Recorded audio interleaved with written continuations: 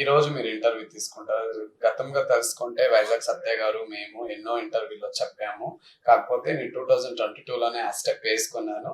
So మన high బుజ్జి రమేష్ అని నా ఇన్స్టా పేజ్ లో చూస్తే అందరికి తెలుస్తుంది. కొన్ని వేల మిలియన్స్ వెళ్ళింది. ఏదో ఒకసారి ఆ స్టెప్ చూపించండి. ఆ స్టెప్ చూడండి. అంటే అది ఏంటి తమిళలో, అది ఏ సాంగ్ కి ఆ స్టెప్? హైలెస్ సాంగ్ లో తీసుకున్నారు.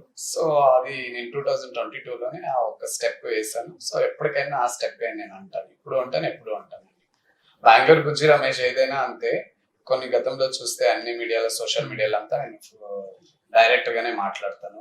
బయట ఒకేలాగా ఉంటాను, కెమెరా ముందు ఒకేలాగా ఉంటాను. కాకపోతే సాయి పల్లవి గారు అంటే నాకు చాలా రెస్పెక్ట్ ఉంది, గౌరవం ఉంది. ఆమె పెద్ద స్థాయి, పెద్ద యాక్టర్, హీరోయిన్.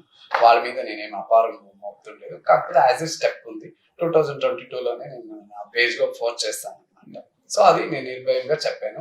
అలాగే మా వైజాగ్ సత్య, నాకు ఎంతో ఇష్టమైన వైజాగ్ సత్య గారు కూడా నాకు సోషల్ మీడియాలో వచ్చి ఒక బ్యాక్ బోన్ గా నిలబడి నాకు కొంచెం న్యాయం ఇప్పించాడు.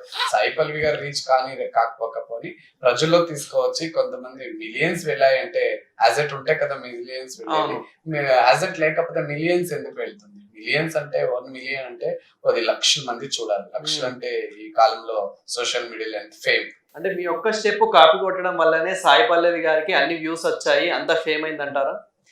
చెప్పుకుంటే నేను యాజ్ ఎట్ అవును అంటాను. ఎందుకంటే నేను కూడాను ఒక ప్రమోషన్ చేసినట్టుంది. ఇప్పుడు ఆ సాంగ్ మూవీ హిట్ అయ్యింది.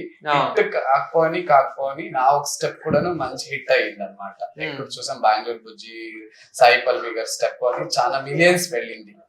సో యాజ్ ఎట్ అంటాను నేను.